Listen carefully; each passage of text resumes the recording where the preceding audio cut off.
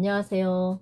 재테크 독서 작가 안명숙 안여사입니다. 오늘은 제가 시골에 왔습니다. 저희 친정은 충청북도 단양군 가곡면입니다. 어제 그저께 저희 남동생이 굉장히 당뇨 합병증에 신장투석에 몸이 굉장히 안 좋은데 이 친구가 입원을 했다고 해서 제가 그 남동생이 입원을 하고 있으면 집에는 80 대신 아버지, 친정 아버지와 그다음에 조카들이 있습니다. 조카들 이제 중학교 3학년 쌍둥이 아들들인데요. 그 거의 키 180이 넘어가고 지금 90이 넘어가는 우량 아들입니다. 그래서 제가 이 친구들이 잘 먹고 있는지 궁금하고 걱정되기도 하고 그래서 와서 밥도 해주고 같이 시간을 보내고 있습니다. 집에 온 김에 제가 오늘은 유튜브를 개인 회생과 파산 이것에 대해서 한번 생각을 해보았습니다. 저희 책을 읽은 독자님들이 전화를 하고 문자를 주시는데요. 지난번에 주신 분도 거의 1억, 2억, 뭐 그냥 빚이 1억, 2억은 기본인 것 같아요. 평범한 주부인데 그렇게 되거나 아니면 직장을 다니는데 뭐 뭔가를 새로운 걸 한다고 해서 자꾸 일을 벌이다 보면 그렇게 빚이 되거나 또 어떤 분은 농촌으로 귀농을 해서 농사를 짓고 사는데 농촌 생활 저희 친정도 이렇게 농촌이지만 농촌에서 이렇게 수입이 플러스가 돼서 막 빚을 갚고 이렇게 하기가 쉽지 않습니다. 왜 그럴까요? 농촌은 계속 사실 투자입니다. 종자 사는 거 예전에는 왜 종자를 수확을 하고 나서 종자를 남겼다가 그 다음 해에 또 썼거든요.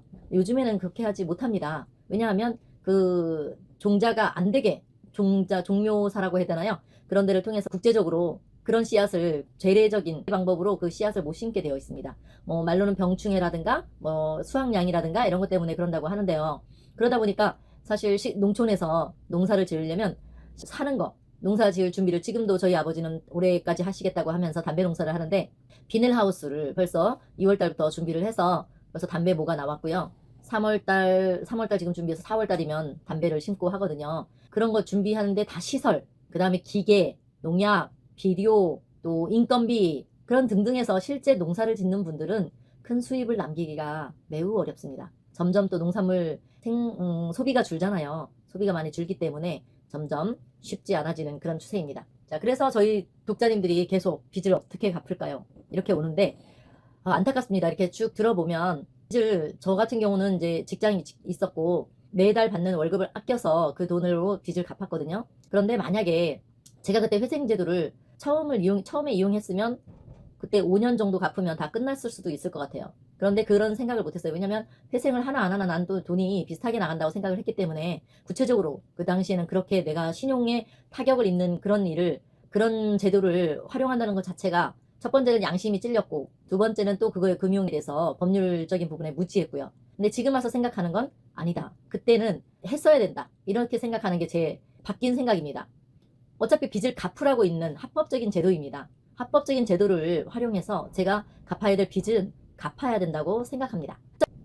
가장 감면을 많이 받는 건 파산이고요. 아예 빚을 없애주는 거니까. 그 다음에 두 번째는 3년 동안 갚아야 되는 게 개인 회생제도고, 뭐 워크아웃, 신용회복 이런 제도들이 있습니다. 그런 제도권을 활용하는 방법에 대해서 말씀을 드릴게요.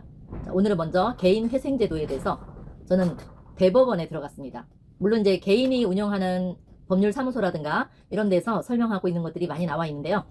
제가 2년 전에 남동생을 이런 파산을 좀 시키려고 많이 알아봤을 때 이게 원래 법원에서 하는 거거든요. 그래서 법원에 있는 이 내용들이 가장 이제 원론이니까 법원에 있는 대법원 사이트에 있는 내용을 중심으로 말씀을 드리겠습니다. 자, 개인회생 제도란 여기 개념을 읽어드릴게요. 재정적 어려움으로 인하여 파탄에 직면하고 있는 개인 채무자로서 장래 계속적으로 또는 반복하여 수입을 얻을 가능성이 있는 자에 대하여 채권자 등 이해관계인의 법률관계를 조정함으로써 채무자의 효율적 회생과 채권자의 이익을 도모하기 위하여 마련된 절차로서 2004년 9월 23일부터 시행되었습니다. 자, 즉 개인회생제도란 총 채무액의 무담보 채무의 경우에는 5억 원, 담보부 채무의 경우에는 10억 원 이하인 개인 채무자로서 장래 계속적으로서 또는 반복하여 수입을 얻을 가능성이 있는 자가 3년간 일정한 금액을 변제하면 나머지 채무의 면제를 받을 수 있는 절차입니다.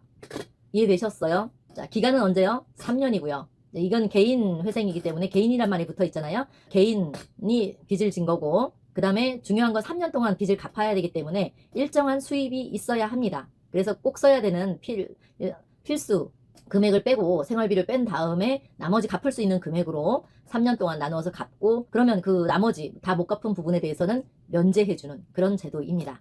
네, 개인회생 절차 흐름도를 보도록 하겠습니다. 먼저 신청을 합니다. 여기서 개인이 변제계획안을 제출하는데요. 만약에 사유가, 여기 여러 가지 이제 사유가 있는데, 사유에 불합격하면 기각이 되고요.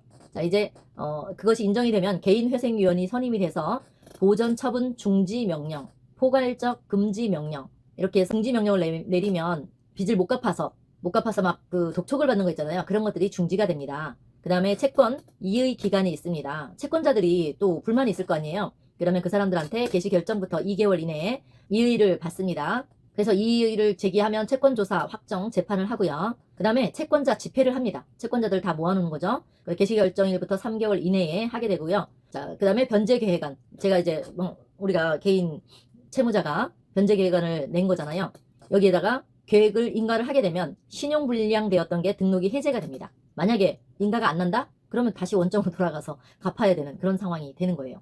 변제계획이 인가가 되면 신용불량 등록을 해제해주고요. 만약 불인가가 되면 그냥 지금 변제계획안 냈던 게 폐지가 되고 원점으로 돌아가서 다시 갚아야 되는 거죠. 독촉을 받거나. 그 다음에 이제 변제계획이 수행이 됩니다. 그래서 개인회생위원이 있는데 감독을 계속 하죠. 이 사람이 제대로 갚는지 안 갚는지 하는데, 중간에 뭔가 잘못을 또 하거나 못 갚거나 이렇게 이행이 제대로 안 되면 폐지가 돼요. 그럼 연체 정보가 다시 재등록돼서 아까처럼 또 원점으로 돌아가죠. 그리고 다 3년 동안 수행을 잘 하면 면책이 됩니다. 면책이 돼서 5년 이내에 재신청은 금지가 되고요. 만약에 부정한 방법이 발각이 된다 나중에라도, 그러면 면책이 또 취소가 됩니다.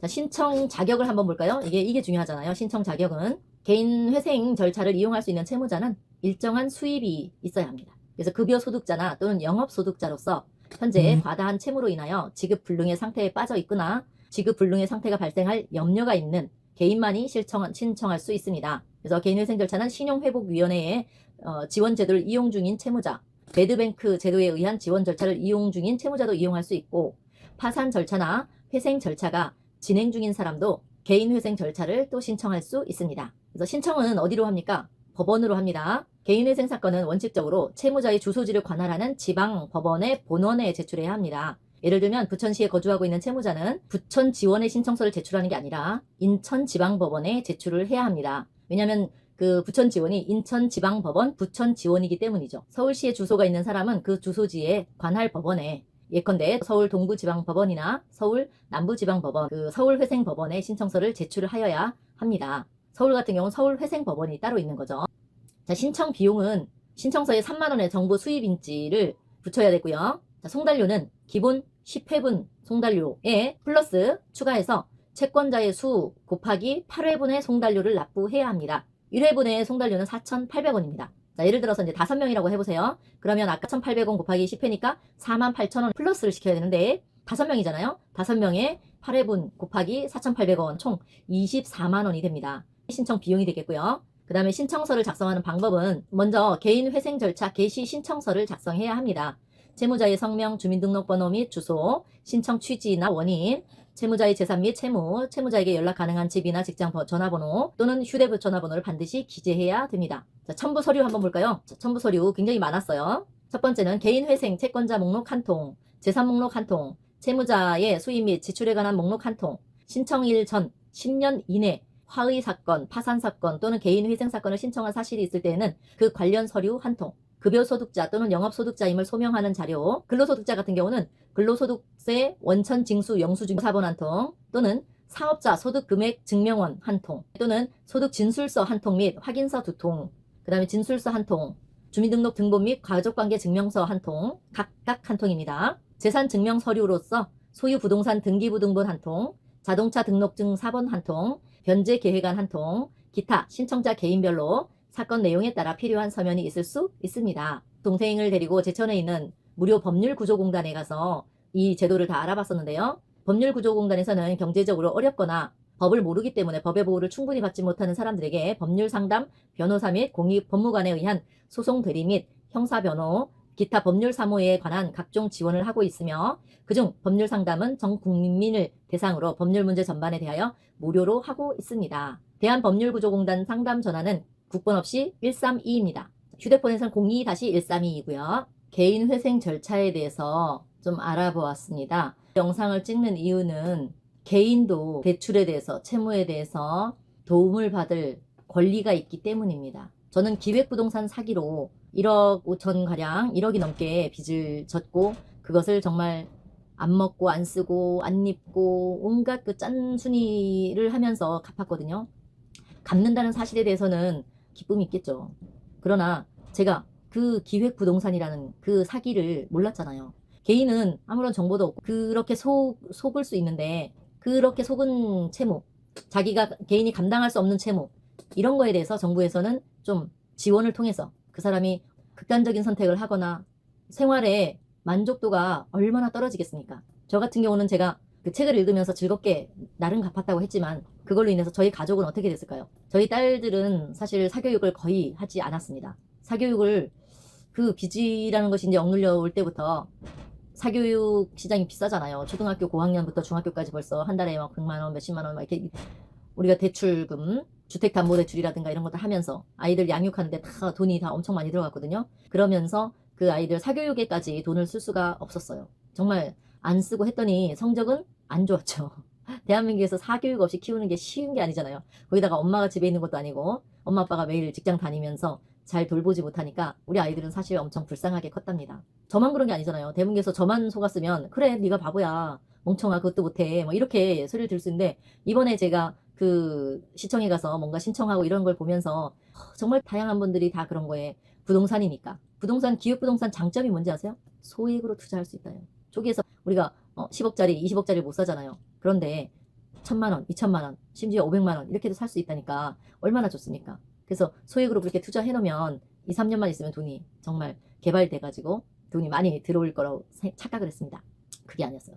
자, 또 요즘에 그 각종 네트워크로 이렇게 빚지는 사람들이 많고요. 그 다음에 코인, 주식, 부동산, 펀드 뭐 각각 굉장히 많잖아요. 제도라고 해서 제도를 이용해서 좀 돈 좀 벌려고 이렇게 했는데, 그 들어가자마자 얼마나 많은 손해를 보고 자기도 모르는 사이에 점점 빠져들고, 그 다음에 또 저는 뭐 기획부동산 사기라면 사기인데요. 개인한테 사기당하는 경우도 많고요. 또 잘 하겠지 하면서 지인들이나 지인들한테 빌려주고 못 갚는 경우도 많습니다. 제가 같이 근무했던 어떤 분은 교사였는데 뭘 하셨는지 모르겠어요. 그 도박이나 뭐 이런 걸 하시는 것 같던데, 빚을 많이 동료들한테도 되게 많이 지고 막 해서 나중에는 학교도 떠나고, 예, 그렇게 있습니다. 네, 제가 그분한테도 회생제도, 파산제도를 이용하시라고. 네, 파산은 직업을 유지하기가 어려워요. 공무원 신분에서는 파산이 안 됩니다. 파산을 하면 공무원을 떠나야 돼요. 물론 너무너무 감당할 수 없으면 차라리 그렇게 하고 다시 시작하는 사람도 있는데, 그 신분을 유지하면서 할 수 있는 제도가 개인 회생제도니까 저는 개인 회생제도를 적극적으로 추천을 일단 해드리고 정보를 드리는 겁니다. 자, 그럼 다음 시간에 또 만나요. 네, 또 뵐게요.